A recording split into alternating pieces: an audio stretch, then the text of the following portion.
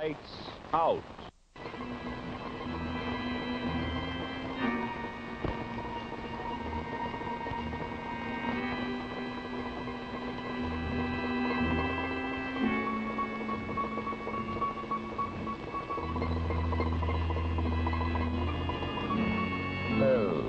Hello. Tonight, we issue fair warning to those of you who are foolish enough to believe that old Mother Earth is the only planet in this endless universe of ours inhabited by human creatures. But you'll see what we mean, just as tonight the Martian eyes will see you. Lights out.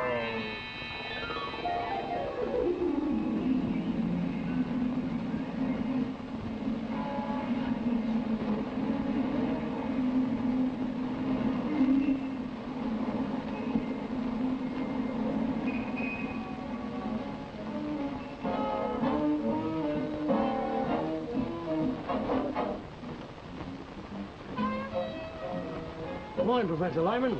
Good evening, Frank. What'll it be? The customary poison. Sir? And what do you hear from the Martians, Professor? You know, some guys see pink elephants or little lizards. But the Professor here, he's different. He's got Martians. Well, someday, Franklin, when it's too late, people will appreciate my warnings. Remember, they laughed at Galileo. Yeah. Yeah, well, I've got work to do, Mr. Lyman, so excuse me, will you? And, don't bother the customers, eh? Let me know if he bothers you, mister.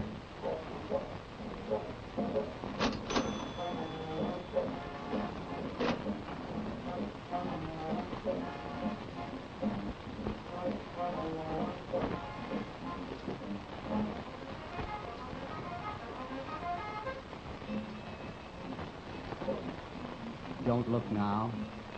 Look at what? See him? Sure I saw him. He is one of them. He's been following me all day. Now the trick is to jump the gun on them with absolute convincing proof. Did you see how nonchalantly he walked by just then carrying his drink? He'd have fooled anybody, don't you agree? Oh, definitely. I knew that you were sensitive the first minute I saw you. You're a press photographer, aren't you? How'd you know that? I've been following you all morning. You what? Yes, Same again, gents?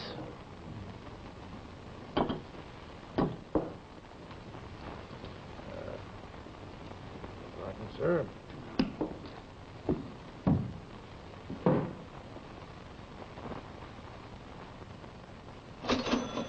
I first noticed you on the subway. I saw how you were watching everybody, particularly their foreheads, like a cat. Well, speaking of cats, by the way, did you know that they can see them too? Only they pretend that they can't. Of course, I have a theory that before they came to Earth, the cats ruled. Who are they? Well, the Martians, of course. Martians? Like in Orson Welles? Yes, I suspected from the first moment I saw you that you were aware of them too. Look, I'm a photographer. Faces are my business. I watch everybody. Well, I could be wrong, of course. I've tried to persuade so many people, and all they do is laugh at me.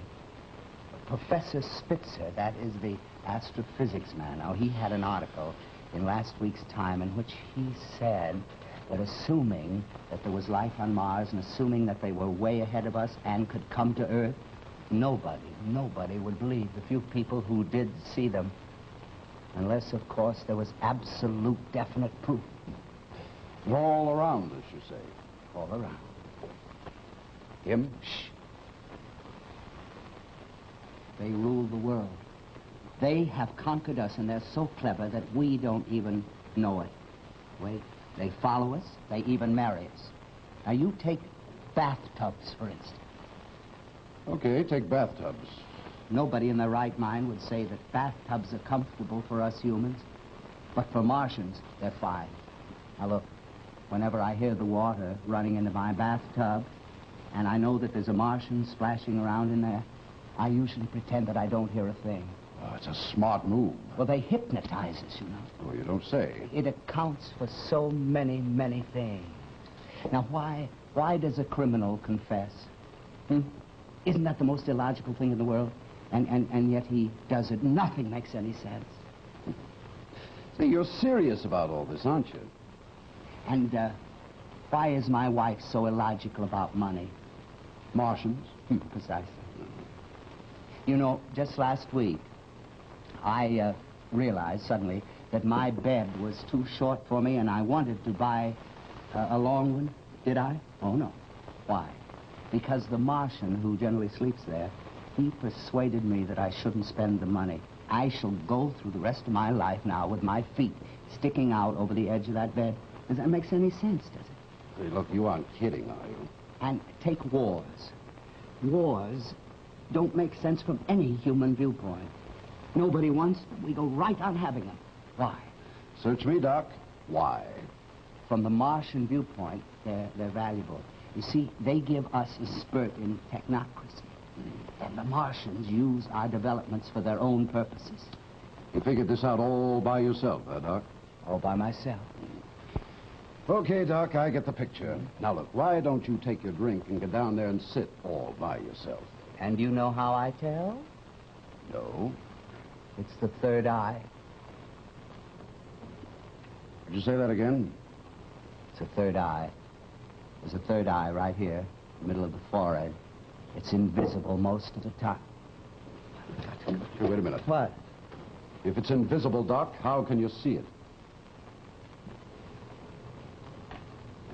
There's a special prescription for infrared light. My physician gave it to me about a year ago for a most unusual eye condition.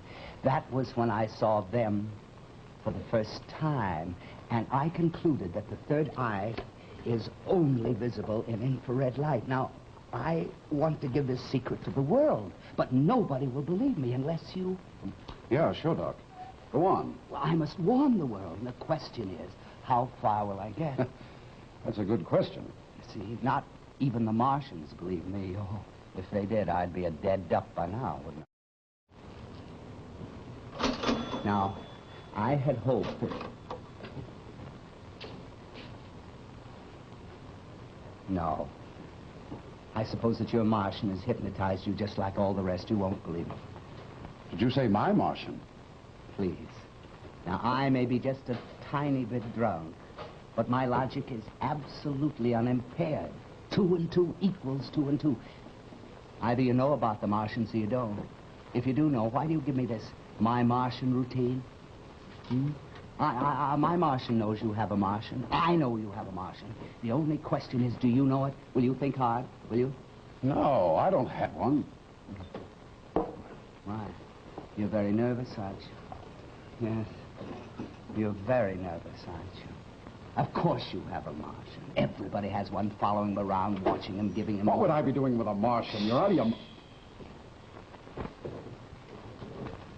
Was it, Look, I must go. Not just yet, Doc. What? Is anybody watching us? Listen, when you started talking, I figured you were loony as a bedbug. Maybe you are. But this third eye business interests me. Sit down. No, I'm... Come on, sit down. I have a studio on the ground floor of my house where I do some private work. You know, portraits and stuff to pick up an extra buck now and I again. really don't need any portraits. About a month ago, I started fooling around with some infrared film. It's something new, you know, for taking pictures in almost complete darkness. Well, I shot a picture of my studio. When I developed it, there was someone looking in my window. Well, I blew it up to see who it was, and here it is. I figured it was some Halloween gag until you started talking a little while ago. Now that we've both seen it, we might be able to convince people. It'll be dangerous, though. You see, as long as it was just a question of one drunk old man babbling in a bar, they didn't need to worry about that. But now with the two, don't.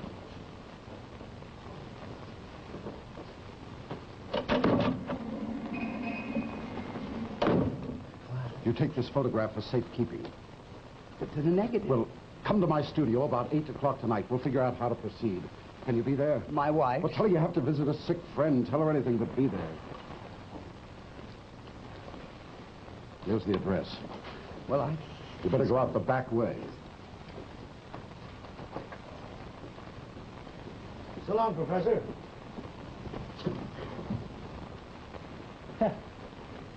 He's quite a character, eh? Look. You know, I've seen him come here with all kinds of things. But he's the first one I've seen with Martians.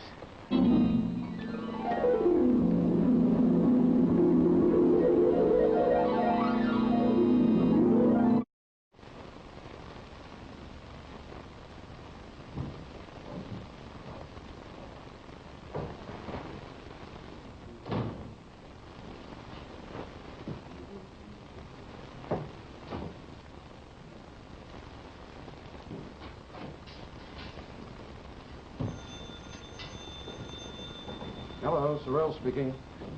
Hello, Mr. Sorrell. This is Professor Lyman. Well? I had a difficult time. My wife is a most suspicious woman, but I managed to sneak out. Good. Where are you? I'm in a drugstore near your corner. Now, you listen to me. Do you remember the one who was snooping around the bar? Yeah? He's been following me ever since I left the house. I think I managed to give him the slip, but I'll stay here a few minutes to make certain. You have the negative. Yes. Oh, good. But we must be careful. We must be careful. When I get there, will you let me in quickly? Right. Good. I'll be over in a minute. Goodbye. Goodbye. I'll be waiting.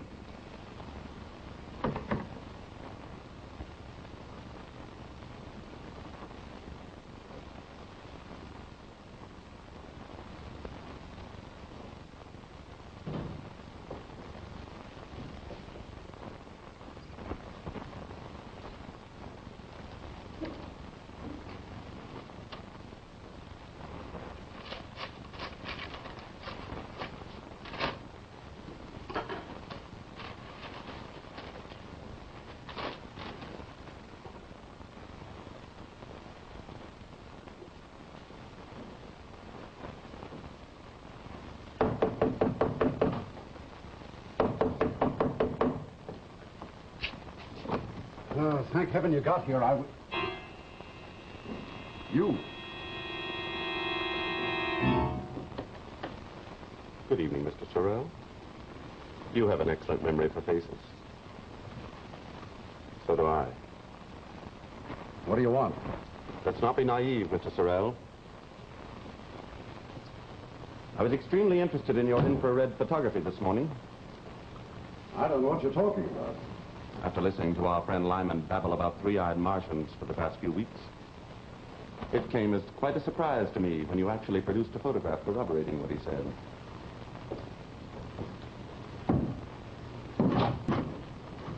Naturally, it was most important that I verify the photograph and the technique.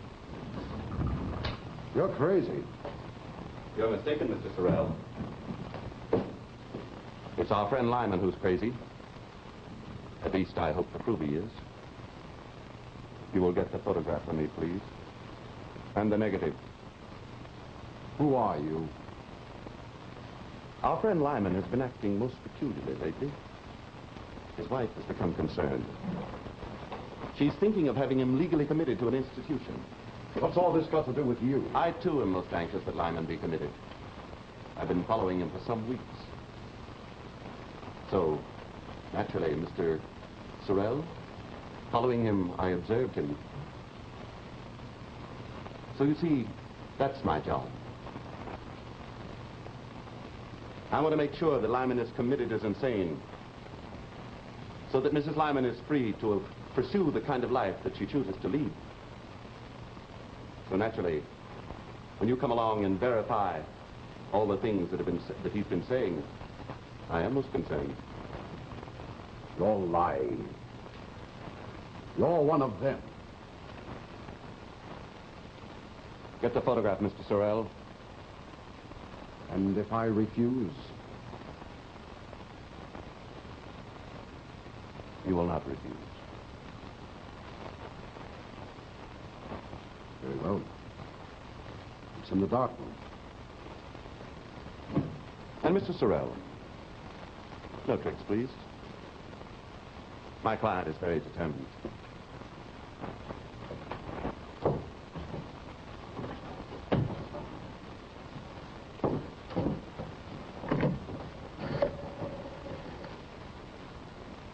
Operator. Hello, operator. Get me the police. Hello. Hello, operator.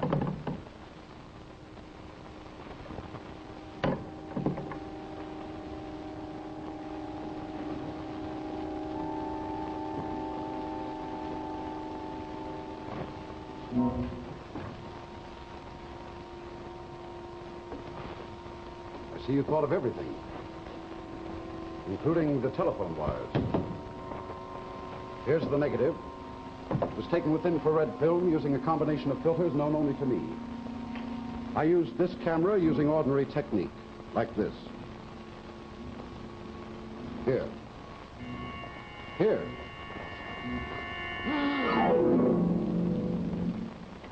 Light! Now we know that the Martians are flesh and blood and they can be killed. How?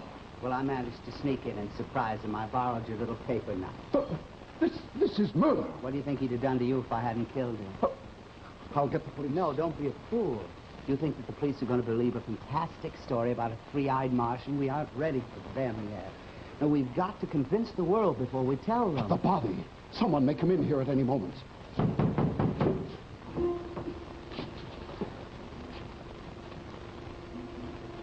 You pretend that you're taking his portrait. You see, I'll be in the basement. I can't. Well, you must. One moment. Wait a minute. Maybe he wasn't a Martian. Why, Maybe of course he's a Martian. I can see his third eye quite plainly. It's staring wide open. Don't you feel it looking at you? Stop talking like that. Hide. You be calm. Police!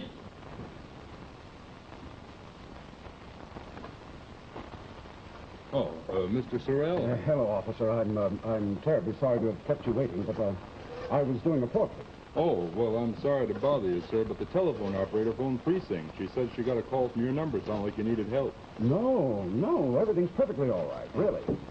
Thanks very much for coming anyway. Well, I just wanted to make sure. Mind if I look around? Well, I'm pretty interested in photography. I noticed your rig in here. Yeah, that's a beauty, all right.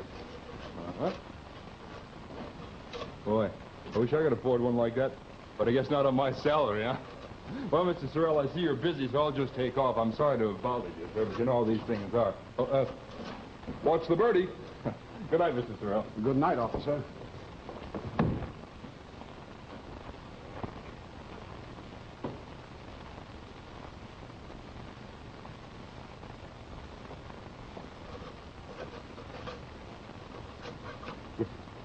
If only I could be certain. If only there was some positive way.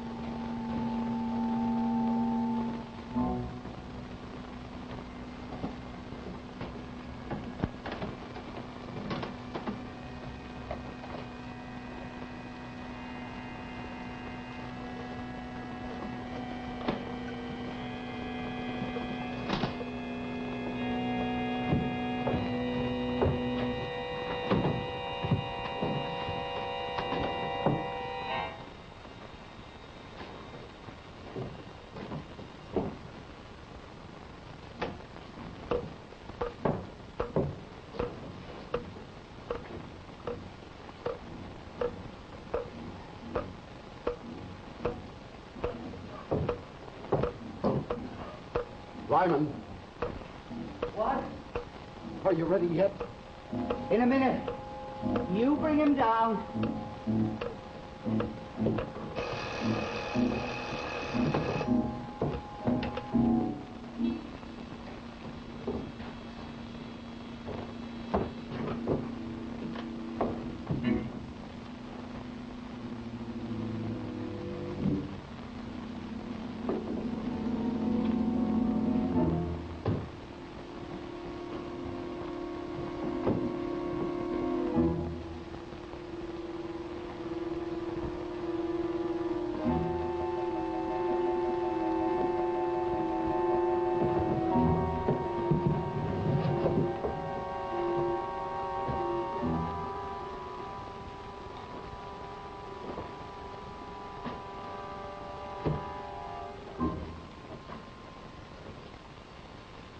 Oh, Mother in heaven.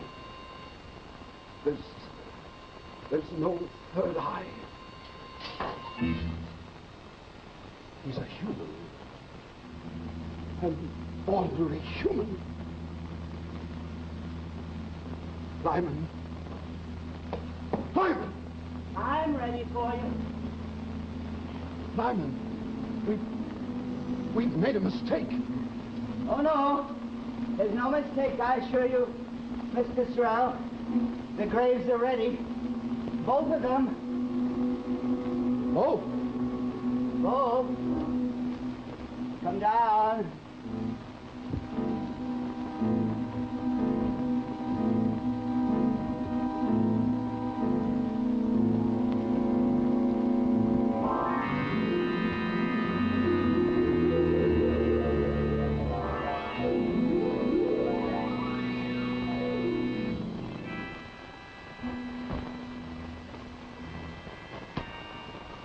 Oh, well, no one would have believed Mr. Sorrell's story anyway.